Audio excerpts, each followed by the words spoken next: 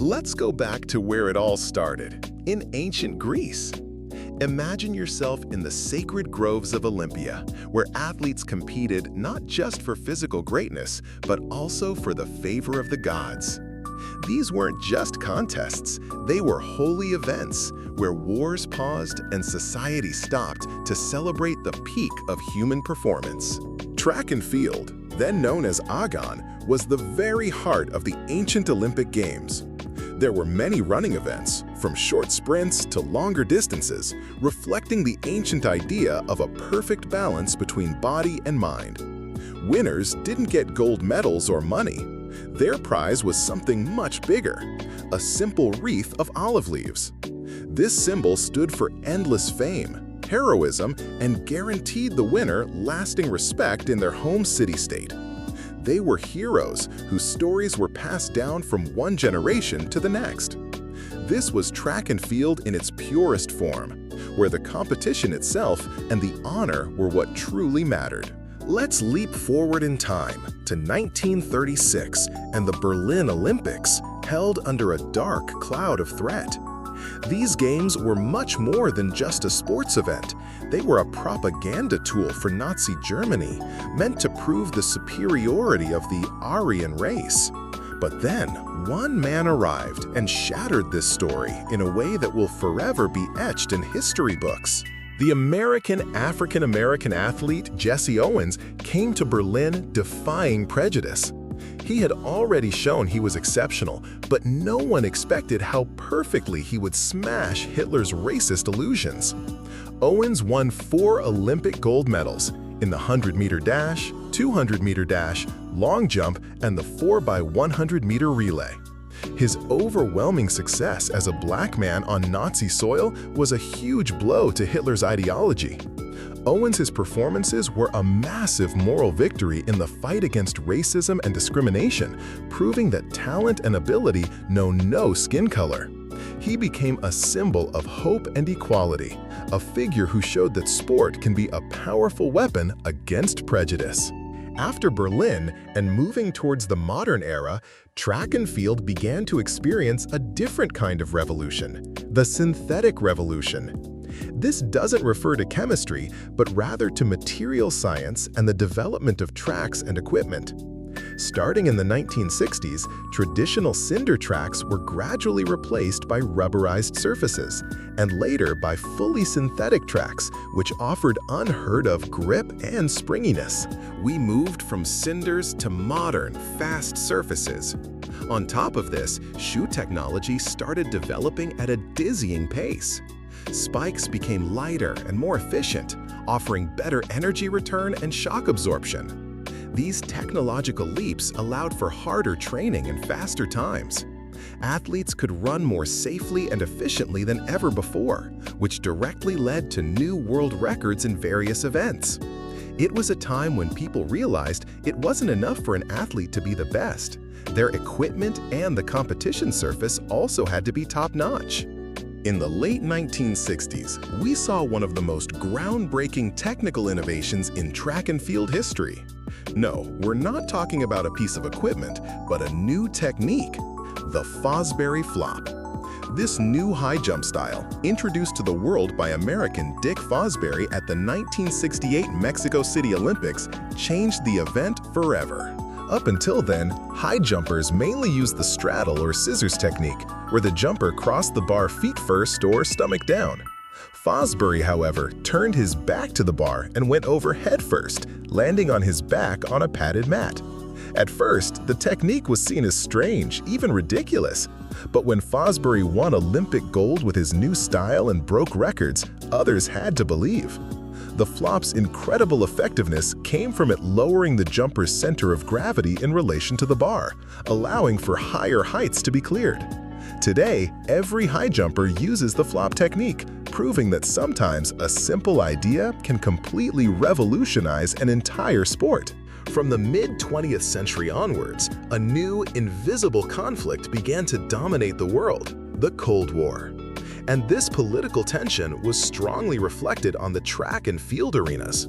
The Olympics and other major competitions became a symbolic battleground between East and West, where victory held huge ideological meaning. The Soviet Union and its allies, especially East Germany, invested heavily in state-sponsored sports. Athletic success was part of national pride and a way to show the effectiveness of their system.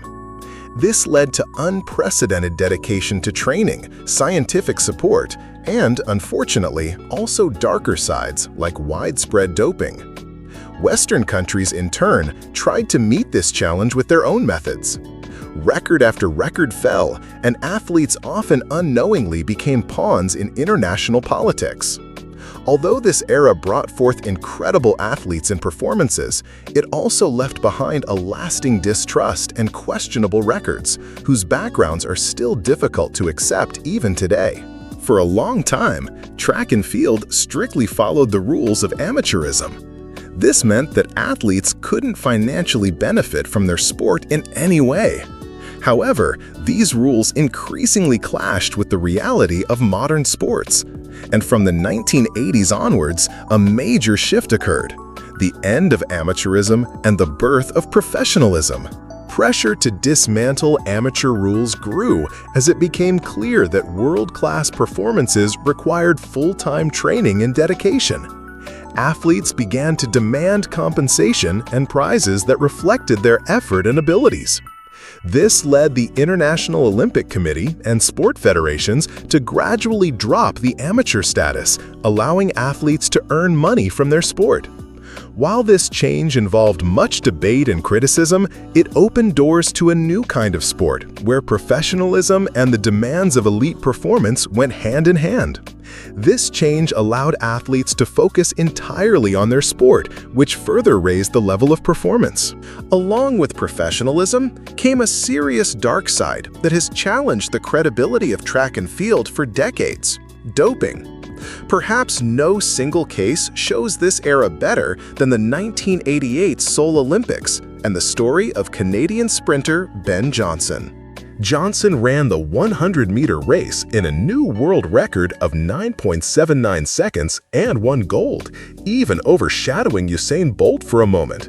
He was celebrated as a hero around the world. Just days later, everything crashed. Johnson's doping test came back positive for statazolol, and he lost his gold medal and world record. The case was a huge shock to the sports world and revealed the widespread nature of doping in elite sports. It forced sport federations and authorities to take the fight against doping more seriously. Johnson's story is a tragic reminder of lost glory and how deeply cheating can affect a sport's reputation. It's a dark chapter, but also an important lesson in sports history. As we entered the 2000s, we witnessed one of the most remarkable developments in endurance running: the rise of East African nations as the undisputed kings of the discipline. Athletes from Kenya, Ethiopia, and later Uganda and Eritrea have dominated endurance distances from 800 meters to the marathon in a way that is unmatched in history. Why East Africa? There are several reasons. The high altitude where many of these athletes live and train improves their oxygen intake. Genetic studies have also pointed to certain genetic advantages. Additionally, running culture is deeply embedded in their communities, and running often provides a path to a better life. These athletes have broken record after record, and their endurance and tenacity are unparalleled. East African runners have not only changed the landscape of endurance running, but have also inspired millions of people worldwide with their dedication and success. Next, we return to the sprint world, and one of the most impactful phenomena of modern athletics: the rise of Jamaican sprinters. Especially since the early 2000s, Jamaica, a small Caribbean island, has produced an astonishing number of world-class sprinters who have dominated the event. The symbol of this revolution is, of course, Usain Bolt, but the phenomenon is much broader. Asafa Powell, Shelly-Ann Fraser-Price, Elaine Thompson-Hira, and many others have shown that Jamaica has a unique ability to produce sprint champions. Many explanations have been offered: genetic factors, an exceptional sprint culture, traditional youth programs, and a deep passion for the sport. Regardless of the reasons, Jamaican sprinters have changed the landscape of sprinting forever, proving that even a small country can produce global superstars and dominate one of the most visible sports in the world.